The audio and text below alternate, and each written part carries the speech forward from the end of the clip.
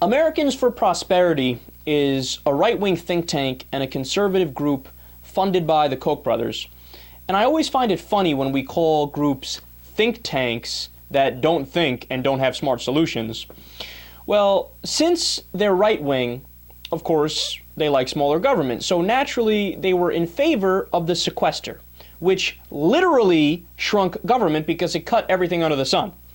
In fact, I have some specific quotes from Americans for Prosperity. Quote, "By no means is the sequester perfect, but we must begin acting now to rein in this wasteful prosperity killer of a government." That was AFP President Tim Phillips. He also wrote in USA Today, quote, "Making these modest reductions to government overspending is an important first step." I love that. So he's not saying, oh, this is just a good policy. He's saying, yeah, it's a good start, but we need to cut even more. Awesome. Crystal clear. So as part of the sequester, the Federal Aviation Administration has been forced to cut hours for all 47,000 employees to meet a $600 million requirement in cuts. Now, I knew this was going to happen, and that's just from me reading a few articles here and there that basically give the cliff notes on what's in the sequester. So it doesn't take a genius to figure this out. And the furloughs include 15,000 air traffic controllers, which naturally has caused flight delays around the country. Well, now that the people over at Americans for Prosperity are feeling the effects of the sequester, they've done a complete 180. We discussed the other day that there were Republican aides using the hashtag Obama flight delays.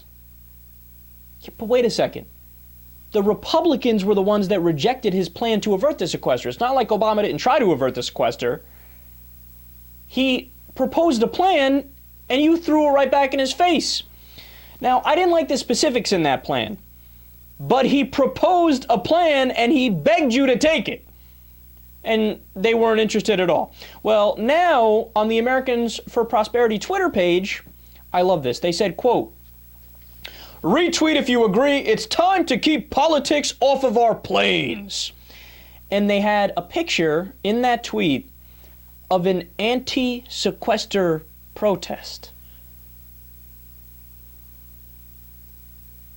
Look, whenever you Republicans wonder why you keep getting shellacked in the elections, it's because you're the most disingenuous political party in the history of the world. You don't know whether you're coming or going. You flip-flop all over the place.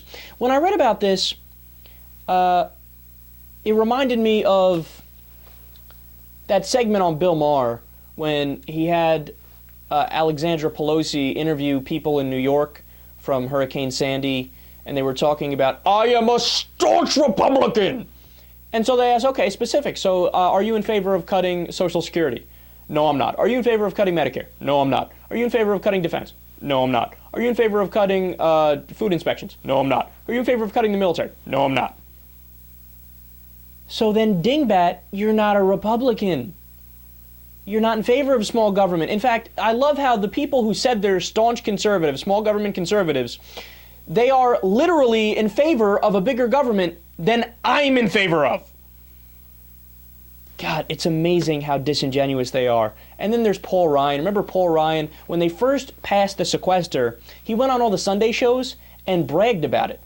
He said, oh, here's a plan that all Republicans can get behind. We're cutting trillions of dollars of wasteful spending. This is exactly what Republicans stand for.